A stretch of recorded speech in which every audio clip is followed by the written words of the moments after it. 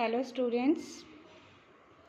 पिछले लेक्चर में हमने क्या किया था कि हमने देखा था जब भी कोई इलेक्ट्रोमैग्नेटिक वेव जिस डायरेक्शन में प्रोपेगेट कर रही है उस डायरेक्शन में अपने इलेक्ट्रिक फील्ड और मैग्नेटिक फील्ड की वैल्यू क्या होगी, ज़ीरो होगी। दैट मीन्स जिस डायरेक्शन जो अपनी प्रोपेगेशन डायरेक्शन होगी वो क्या होगी, परपेंडिकुलर होगी इलेक्ट्रिक और मैग्नेटिक फील्ड के। और जिन वेव के अंदर ये प्रॉपर्टी पाई जाती है उन वेव उनकी नेचर कैसी होती है, ट्रांसवर्स नेचर। आज हम क्या करेंगे कि जब भी कोई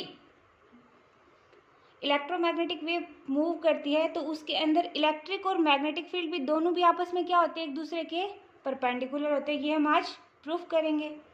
तो इसके लिए हमने क्या मान लिया कि एक कोई प्लेन इलेक्ट्रोमैग्नेटिक वेव है जो एक्स डायरेक्शन में क्या कर रही है, प्रोपेगेट कर रही है।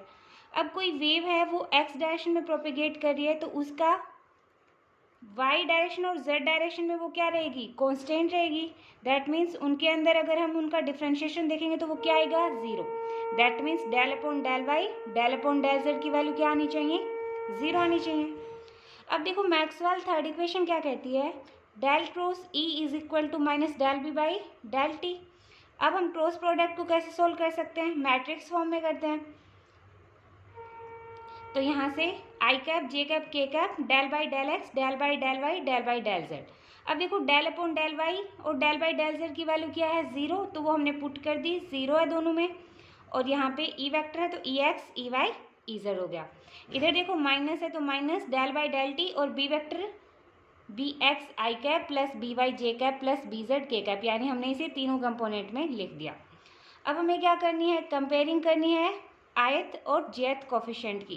क्योंकि जब अगर हमने पिछले लेक्चर में क्या कर लिया था, आयत कोफिशिएंट की कंपैरिजन की थी, तब हमने क्या देखा था, बी एक्स की वैल्यू ज़ीरो आई थी अपनी और बी ई एक्स की वैल्यू भी क्या आई थी, ज़ीरो आई थी।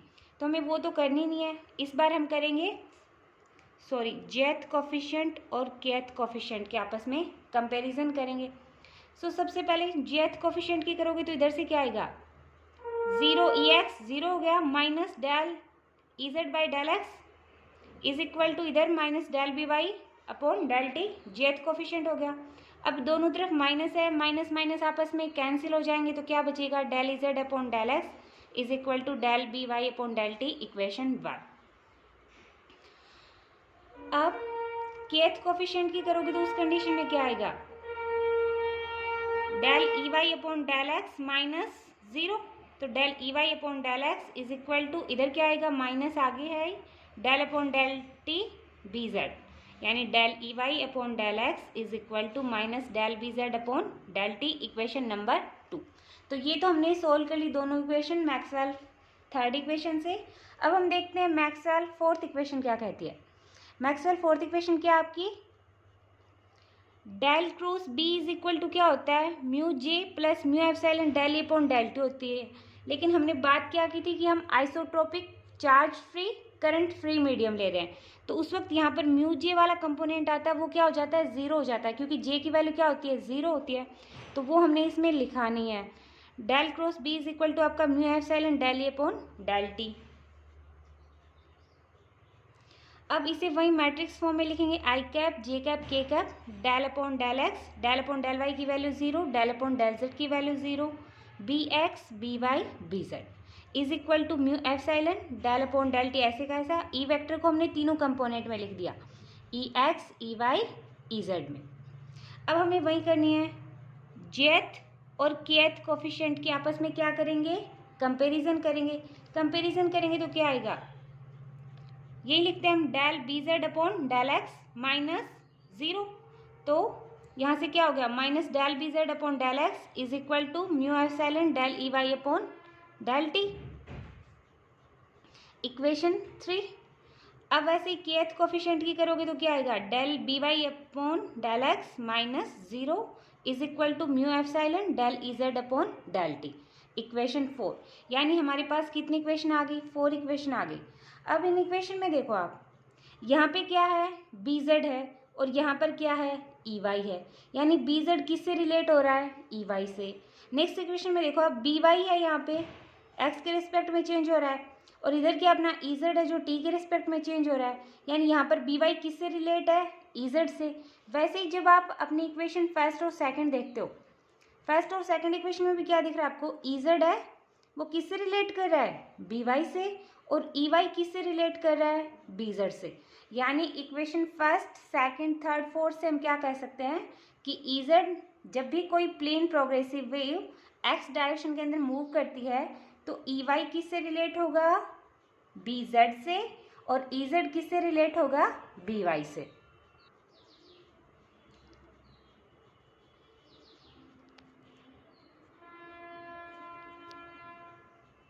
अब यहाँ से देखो, from equation 1, 2, 3, 4 it is clear that when a electromagnetic wave moving in x direction then EY relate with BZ and EZ relate with BY। अब हम क्या लेके चाहिए, तो हमने देख लिया equation first, second, third, fourth से कि EY किससे रिलेट है, BZ से, और EZ किससे रिलेट है, BY से। अब देखो, Y component of electric field propagate along with x direction in electromagnetic wave. यानी अब हम लेके चले हैं कि अगर इलेक्ट्रिक फील्ड का एक्स कंपोनेंट तो जीरो ही है, या तो वाई कंपोनेंट या फिर जेड कंपोनेंट ही लेके चलेंगे। तो यहाँ पर हम क्या लेके चलें कि इलेक्ट्रिक फील्ड का वाई कंपोनेंट है वो एक्स डायरेक्शन के अलॉन्ग क्या कर रहा है, प्रोपेगेट कर रहा है इलेक्ट्रोमैग्नेटिक वेव के अंदर। तो इसकी इक्वेशन को हम कैसे लिख सकते हैं, e y is equal to e y naught sine omega T minus के एक्स। के एक्स क्या है, इस डायरेक्शन के अलोंग वो प्रोपेगेट कर रहा है, तो इसलिए हमने यहाँ पर एक्स लिखा है। ई वाई नोट क्या है, एम्पलीट्यूड है इलेक्ट्रिक फील्ड का। अब देखो, इसका डिफ्रेंशिएशन करते हैं हम एक्स के रिस्पेक्ट में। On differentiating with respect to x then del e y upon del x की वैल्यू क्या हो जाएगी, ई वाई नोट ऐसे का ऐसा। साइन का डिफ्रेंशिएशन क्या होता है, कोस ओमेगा टी माइनस के एक्स। अब हमें एक्स के रिस्पेक्ट में कर रहे थे तो माइनस के एक्स का क्या हो जाएगा, माइनस की हो जाएगा। अब देखो, इक्वेशन 2 में हमने क्या देखा था कि del e y upon del x किसके इक्विवेलेंट था, minus del b z upon del t के। और del e y upon del x की वैल्यू क्या अपनी, minus k e y naught cos omega T minus के एक्स। यानी अगर ये इसके इक्विवेलेंट है और ये इसके इक्विवेलेंट है तो ये दोनों भी आपस में क्या होंगे, इक्विवेलेंट होंगे। तो यहाँ से del b z upon del t की वैल्यू क्या आ गई अपनी, के माइनस माइनस आपस में cancel, e y naught cos omega T minus के एक्स आ गया। अब देखो आगे अब हम इस इक्वेशन का क्या करेंगे, इंटीग्रेशन करेंगे टी के रेस्पेक्ट में। जब आप इसको इंटीग्रेट करोगे टी के रेस्पेक्ट में तो del b z upon del t की वैल्यू क्या बन जाएगी, बी जेड आ जाएगा। कि ऐसे का ऐसा, ई वाई नोट भी ऐसे का ऐसा। कोस का इंटीग्रेशन क्या होता है, साइन होता है। तो यहाँ पे क्या आ गया, साइन ओमेगा टी माइनस के एक्स। अब हम किसके रिस्पेक्ट में कर रहे थे इंटीग्रेशन, टी के रिस्पेक्ट में। तो ओमेगा टी वाले का इंटीग्रेशन क्या होगा, 1 अपॉन ओमेगा। तो यहाँ से बी जेड अपना क्या आ गया, k by omega e y naught sine omega T minus के एक्स। अब देखो ये वाली वैल्यू अपनी किसकी आ रही है, e y naught sine omega T minus के एक्स, यही वैल्यू है। E y is equal to e y naught sine omega T minus के एक्स, यानी ई वाई की वैल्यू है। तो इसकी जगह हम रख देंगे b z is equal to k by omega e y. अब हमने पिछले लेक्चर में ही देखा था कि ओमेगा बाई के क्या था अपना, वी था। वी यानी अपनी वेव वेलोसिटी। तो यहाँ से बी जेड आपका क्या हो जाएगा, ई वाई अपॉन वी, इक्वेशन 5 हो गया। अभी हम क्या लेके चल रहे थे कि y component of electric field propagate कर रहा है एक्स डायरेक्शन के अलोंग। इस बार हम कौन सा कंपोनेंट लेंगे, z component of electric field. और किसके अलोंग मूव कर रहा है, एक्स डायरेक्शन के अलोंग। यानी z component of electric field propagate along with x direction then its equation क्या हो जाएगी, इस बार ई जेड आ जाएगा, e z naught sine omega T minus के एक्स। इस डायरेक्शन के अलोंग मूव कर रहा है तो वो वाले जिस डायरेक्शन के अलोंग मूव करता है उस वक्त हम यहाँ पर वही डायरेक्शन रखते हैं। तो एक्स के अलोंग मूव कर रहा है तो हमने एक्स रख दिया। अब देखो ई जेड नोट क्या है, जेड डायरेक्शन के अंदर इलेक्ट्रिक फील्ड का एम्पलीट्यूड। तो अब डिफ्रेंशिएशन करेंगे हम इसका, on differentiating with respect to x, तो उस वक्त हम देखते हैं हमें क्या मिलता है। अब देखो जब आप डिफ्रेंशिएशन करोगे तो क्या आएगा, del E Z upon del x की वैल्यू क्या होगी, minus k e z naught cos omega T minus के एक्स। अब फिर आप इक्वेशन 1 को देखोगे, इक्वेशन 1 के अंदर क्या हो रहा था, del E Z upon del x की वैल्यू थी आपकी del B Y upon del T is equal to, और यहाँ से देखो del E Z upon del x की वैल्यू इस इक्वेशन 1 में तो ये थी, और हमने यहाँ इस इक्वेशन से क्या देखा कि del E Z upon del x की वैल्यू क्या है, minus K E Z naught cos omega T minus के एक्स। फिर से वही जो हमने पीछे किया था, on integrating with respect to T. अब आप इसका इंटीग्रेशन करोगे टी के रिस्पेक्ट में, तो बी यहाँ से del B Y upon del T का क्या होगा, b Y minus k e z note ऐसे का ऐसा। कोस का इंटीग्रेशन क्या होता है, साइन ओमेगा टी माइनस के एक्स, और फिर ओमेगा टी का इंटीग्रेशन करोगे तो वो क्या हो जाएगा, 1 अपॉन ओमेगा। अब देखो यहाँ से फिर ई z naught sine omega T minus के एक्स आपकी किसकी वैल्यू आ रही है, ई जेड की वैल्यू आ रही है। तो यहाँ से हम क्या रख देंगे, इसकी जगह ई जेड रख देंगे। तो यहाँ B Y is equal to क्या हो जाएगा अपना, माइनस ई जेड, और के अपॉन ओमेगा बाई के क्या था आपका, वी था, तो के अपॉन ओमेगा क्या होगा आपका 1 बाई वी, इक्वेशन 6। यानी हमने किस किस की वैल्यू निकाल ली, बी एक्स की हमें पता है 0 होती है, बी वाई की निकाल ली और बी जेड की वैल्यू निकाल ली। और हमने सभी इक्वेशंस में क्या देखा है, बी वाई किसके अलोंग किसके से रिलेट कर रहा है, ई जेड से, और बी जेड किससे रिलेट कर रहा है, ई वाई से। सो आगे हम क्या देखते हैं, इनका स्केलर प्रोडक्ट देख लेते हैं, scalar product of electric and magnetic field. तो उस वक्त e vector dot B vector क्या होगा आपका, e x b x plus e y b y plus ई जेड बी जेड। अब ई एक्स की वैल्यू क्या है, 0 है, बी एक्स की वैल्यू भी हमारी 0 आई थी, ई वाई की हमने ऐसे कैसे रखा था, बी वाई की वैल्यू देखो हमारी क्या आ रही है, minus E Z upon V, तो वो वाली रख दी हमने। इधर ई जेड को सेम टू सेम रखा है, और बी जेड की जगह ई वाई अपॉन वी रख दिया। तो यहाँ से देखो ये आपस में क्या हो जाएंगे, कैंसिल हो जाएंगे, क्योंकि ये माइनस का और ये प्लस का है।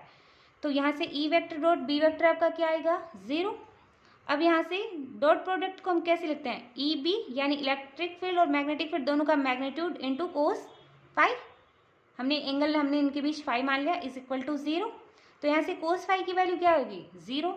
अब कोस फाई 0 किस कंडीशन में हो सकता है, जब फाई की वैल्यू क्या हो, पाई बाई 2 हो। अब देखो ये फाई एंगल किस किस के बीच में है, इलेक्ट्रिक और मैग्नेटिक फील्ड के बीच में। दैट मीन्स फाई की वैल्यू पाई बाई 2 आ रही है, तो इलेक्ट्रिक और मैग्नेटिक फील्ड दोनों के बीच एंगल कितना बनना चाहिए, पाई बाई 2 का बनना चाहिए। तो यहाँ से हमने प्रूफ कर दिया कि यहाँ पे इलेक्ट्रिक और मैग्नेटिक फील्ड दोनों एक दूसरे के क्या हैं, परपेंडिकुलर हैं। अगर यहाँ पे फाई इज इक्वल टू 0 आता, उस कंडीशन में हम बोलते इलेक्ट्रिक और मैग्नेटिक फील्ड दोनों क्या है, सेम फेज में है, और जिस डायरेक्शन में इलेक्ट्रिक फील्ड होगा उसी डायरेक्शन में अपना मैग्नेटिक फील्ड होगा। लेकिन यहाँ पर तो ये इस कंडीशन को क्या कर रहे हैं, अपोज कर रहे हैं, क्योंकि जिस डायरेक्शन में इलेक्ट्रिक फील्ड होगा मैग्नेटिक फील्ड उसके परपेंडिकुलर होगा। तो यहाँ से क्या निकला अपना, that means electric field and magnetic field both are perpendicular to each other in electromagnetic plane wave. तो यहाँ से हमने क्या देखा कि जब भी कोई वेव कौन सी डायरेक्शन में मूव कर रही थी, अपनी एक्स डायरेक्शन में मूव कर रही थी, यानी ये हमने मान ली एक्स डायरेक्शन वेव प्रोपेगेशन की डायरेक्शन, और इलेक्ट्रिक और मैग्नेटिक फील्ड दोनों क्या एक दूसरे के परपेंडिकुलर। अगर मैं इलेक्ट्रिक फील्ड कौन सी डायरेक्शन में लेके चलूँ, वाई डायरेक्शन में लेके चलूँ, तो मैग्नेटिक फील्ड कौन सी डायरेक्शन में आएगा आपका, जेड डायरेक्शन में आएगा, यही होगा। ओके, तो यहाँ से हमने प्रूफ भी कर दिया कि इलेक्ट्रिक किसी भी इलेक्ट्रोमैग्नेटिक वेव के अंदर इलेक्ट्रिक फील्ड और मैग्नेटिक फील्ड दोनों एक दूसरे के परपेंडिकुलर होते हैं। और पिछले वाले लेक्चर में हमने क्या देखा था कि इलेक्ट्रिक फील्ड और मैग्नेटिक फील्ड दोनों किसके परपेंडिकुलर थे, जिस डायरेक्शन में वेव प्रोपेगेट कर रही थी उस डायरेक्शन के। तो यहाँ से हमारे पास क्या कंक्लूजन निकल के आया कि वेव प्रोपेगेशन की डायरेक्शन हमने की है वो किसके परपेंडिकुलर है, इलेक्ट्रिक फील्ड के, और इलेक्ट्रिक फील्ड किसके परपेंडिकुलर है, मैग्नेटिक फील्ड के। यानी तीनों एक दूसरे के क्या आपस में परपेंडिकुलर है। अगर ये एक्स डायरेक्शन में होगा, ये वाई में होगा, तो ये जेड डायरेक्शन में होगा, और अगर ये एक्स में ये जेड में, तो ये वाई में होगा। यानी तीनों एक दूसरे के क्या रहेंगे, हमेशा परपेंडिकुलर रहेंगे। अब हम क्या निकाल लेते हैं, magnitude of intensity of magnetic field और निकाल लेते हैं। वो क्या होगा, मैग्नीट्यूड आप कैसे निकालते हो, B vector is equal to root तीनों डायरेक्शन का लेते हो, B X square plus B Y square plus B Z square. अब यहाँ से देखो बी एक्स की वैल्यू क्या आई थी अपनी 0, बी वाई की वैल्यू क्या आ रही है minus E Z by V, और बी जेड की वैल्यू क्या आपकी ई वाई बाई वी। इसे आप इस इक्वेशन में रखोगे तो क्या हो जाएगा, E Y square plus E Z square और अपॉन वी स्क्वायर का रूट आएगा। अब यहाँ से देखो B vector is equal to V square को अगर मैं बाहर ले लूँ तो 1 अपॉन वी लिख सकती हूँ, root E Y square plus E Z square. अब देखो इलेक्ट्रिक फील्ड का मैग्नीट्यूड क्या होता है, root e x square plus e Y square plus E Z square होता है। अब ई एक्स की वैल्यू तो 0 है, तो उस वक्त क्या होगा, root E Y square plus E Z square. तो यहाँ से बी वेक्टर क्या आ गया, 1/v ई वेक्टर। और यहाँ से क्या लिख सकते हैं, बी वेक्टर किसके प्रोपोर्शनल है, इलेक्ट्रिक फील्ड के मैग्नीट्यूड के प्रोपोर्शनल है। यानी जैसे जैसे आप इलेक्ट्रिक फील्ड बढ़ाते जाओगे वैसे वैसे कौन बढ़ता जाएगा, आपका मैग्नेटिक फील्ड बढ़ता जाएगा। और किसी भी मीडियम के अंदर जो आपकी वेव वेलोसिटी होती है वो क्या रहती है, कांस्टेंट रहती है। तो इलेक्ट्रिक मैग्नेटिक वेव के अंदर इलेक्ट्रिक फील्ड और जो मैग्नेटिक फील्ड होते हैं वो दोनों क्या करते हैं, एक दूसरे के परपेंडिकुलर डायरेक्शन में। यानी इलेक्ट्रिक फील्ड बढ़ेगा तो मैग्नेटिक फील्ड बढ़ेगा। और E vector upon B vector की वैल्यू आपकी क्या आएगी, वी आएगी। और वैक्यूम की बात करें तो उस कंडीशन में क्या आएगा, electric field upon magnetic field is equal to C, that means light velocity. ये मीडियम की बात हो रही है और ये वैक्यूम की बात हो रही है। तो यहाँ से हमने एक इलेक्ट्रोमैग्नेटिक वेव की प्रॉपर्टी और डिफाइन कर ली कि इसके अंदर इलेक्ट्रिक फील्ड और मैग्नेटिक फील्ड आपस में क्या रहते हैं, परपेंडिकुलर रहते हैं। अब हम देख लेते हैं जितनी कैरेक्टरिस्टिक हमने पढ़ी हैं उनको एक बार फिर से देख लेते हैं। यानी नेक्स्ट आपका टॉपिक है कैरेक्टरिस्टिक्स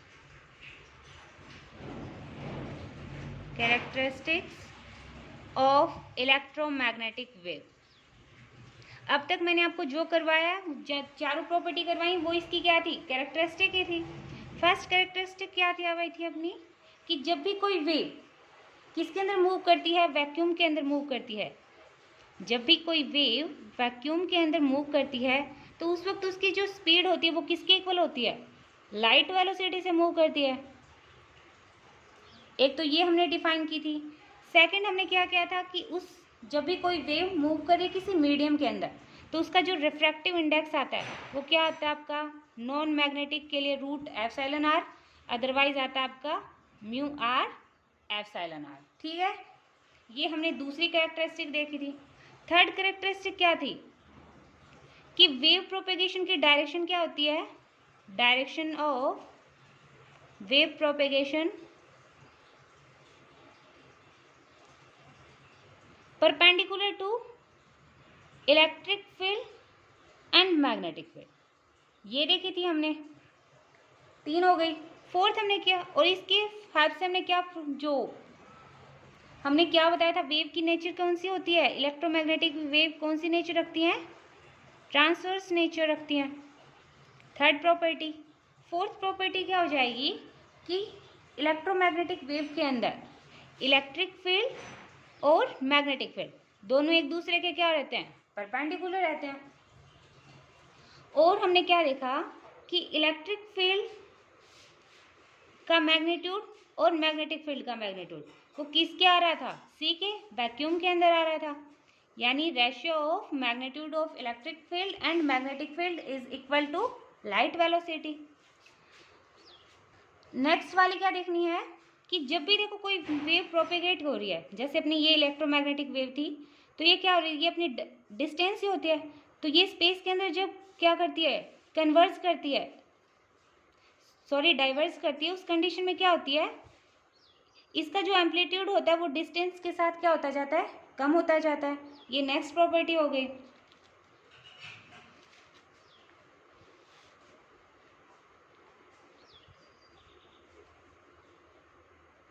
और क्या है कि हर एक जो अपनी फ्रिक्वेंसी होगी उसकी इलेक्ट्रोमैग्नेटिक वेव नेचर में मिलेंगी, लेकिन हम जो फ्रिक्वेंसी देख पाते हैं, यानी मनुष्य क्या देख पाता है,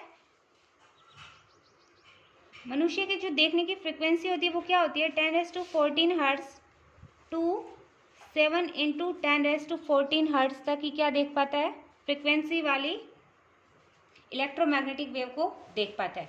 तो यहाँ से हमने 7 प्रॉपर्टी की है, 2 प्रॉपर्टीज और बाकी हैं, वो करेंगे हम नेक्स्ट लेक्चर के अंदर। तो आज के लिए इतना ही, थैंक यू।